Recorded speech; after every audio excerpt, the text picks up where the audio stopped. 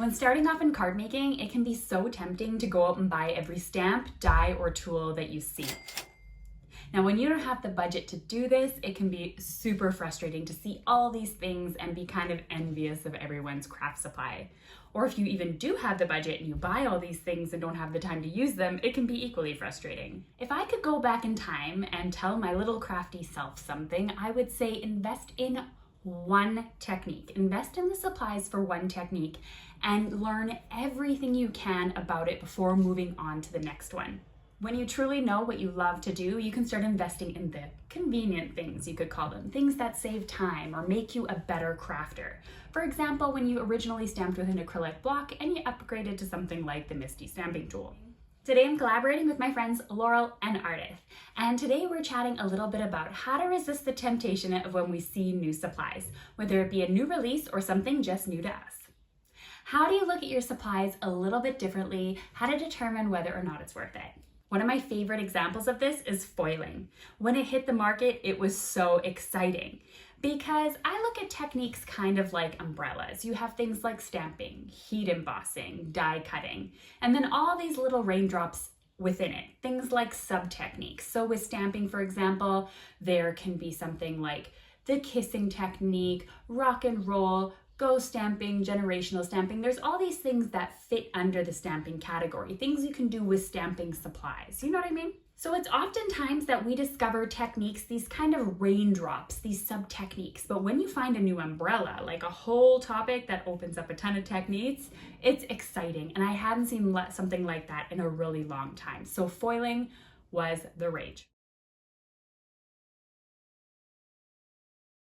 Now, when it first came out, I had a pretty small budget and I had been burned in the past. I had bought a whole bunch of expensive tools that I thought I'd use and like and never really did. So I wanted to be careful with foiling. So what I did first, which was different than before, is I went and learned everything I could about the foiling from the videos that were out there. YouTube's such a great resource for this, and it's free. I started to analyze all the little raindrops under the foiling umbrella and realized this is a pretty versatile technique. And that's when I discovered that actually the most basic of techniques only really required two things: double-sided tape and foil itself, one of which I already have. Now, when you have to invest in double-sided tape and foiling, you can probably get them on sale for less than $7 or $8. So I figured that was a pretty decent investment to see if I actually liked foiling to begin with. So I resisted buying the laminator, the fancy tools, and all the expensive supplies that foiling had at the time.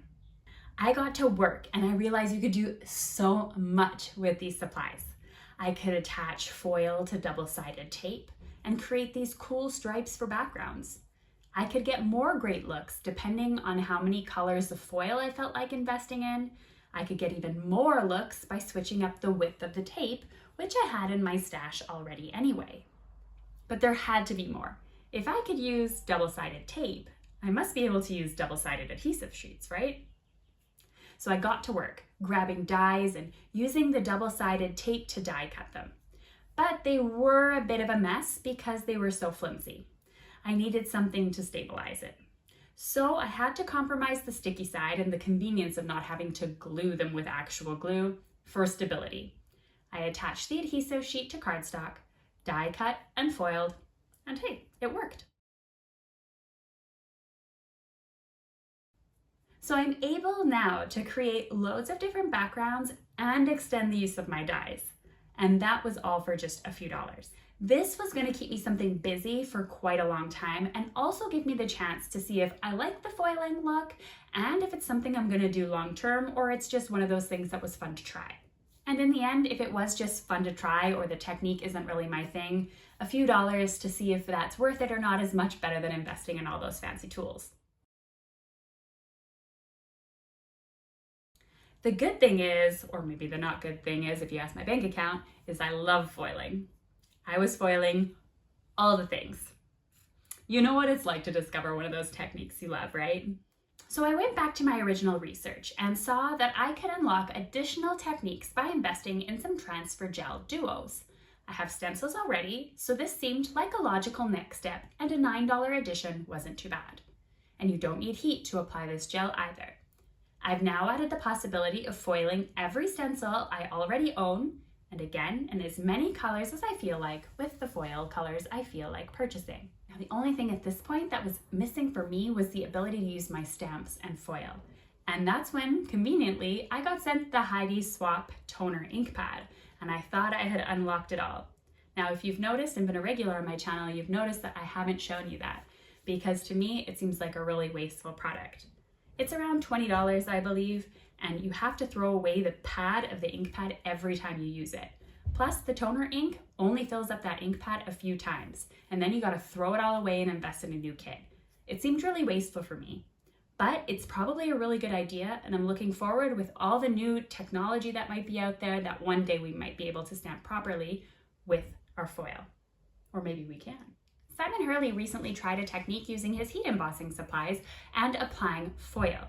Now, for me personally, I got kind of mixed results with it. It worked better with some stamps than others, but it's definitely a much better option to me than using the toner ink pad.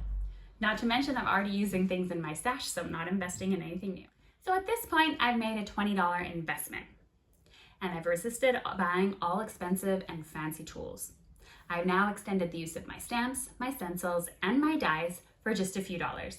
Totally worth it, right? I think at this stage of the game, most of us are probably going to be satisfied with what we can do with foiling and can resist temptations to buy other things. However, because I have a YouTube channel, of course, I like to show all possibilities when it comes to crafting, so I did invest in a laminator. I stalked Amazon for something that was going on clearance and ended up finding one over at Best Buy for just $19. As a teacher, a laminator is not the worst investment anyway. I unlocked even more techniques. I could foil certain types of pattern paper. I could foil pre-printed sentiments or patterns.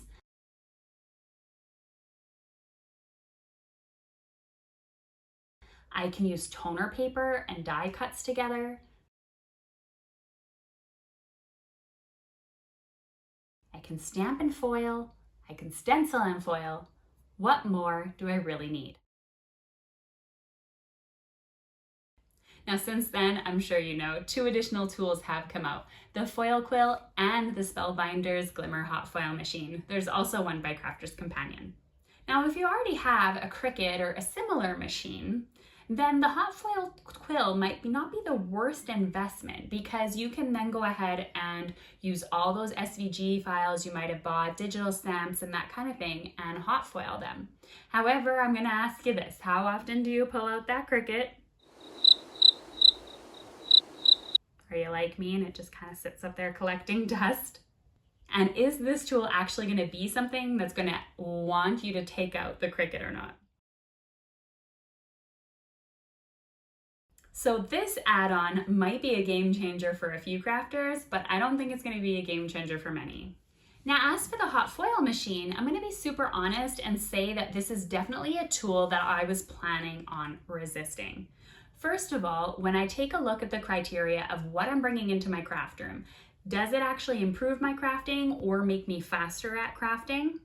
It doesn't really fit those categories because it doesn't add anything new to the foiling technique. The only difference between, let's say, running something through a laminator and using the hot foil machine is that you get an impression into the cardstock. It truly is a really beautiful finish, but thinking of the fact that you need to invest in glimmer hot foil plates in order to do this is kind of like investing in dies all over again, and it can be really, really expensive. Now, I am actually super happy that I own this tool. It was given to me. But I have to say, it took me years to warm up to it, mainly because I only had a few hot foil plates because I didn't want to invest in more because they were so expensive.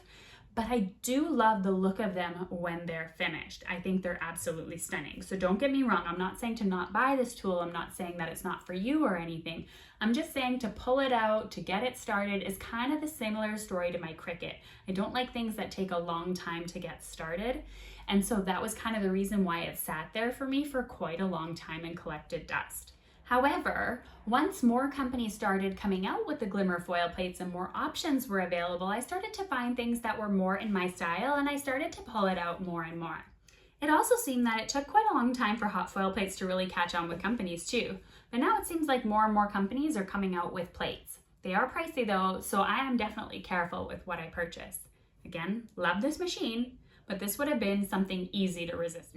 Now, maybe I'm just kind of a big hypocrite because I just went along my foiling journey with you, kind of justifying my purchases, and in the end I do have everything anyway. But I just wanted to make it clear, what are the things that I truly purchased myself versus what was actually given to me. Not to say that I don't appreciate the things that were given to me or anything like that, or that I don't seem that they're worth it. I am very grateful to have these tools. But I just wanted to kind of show you my thought process into what I bring in when I'm actually spending my own money. And I hope that helps you out. Now, don't forget to hop over to Ardith's video, tell her I sent you, and check out how Ardith saw all these brand new releases and then used things from her own stash in order to recreate them so that she didn't have to go out and spend new money. Another cool idea on the idea of how to resist new supplies.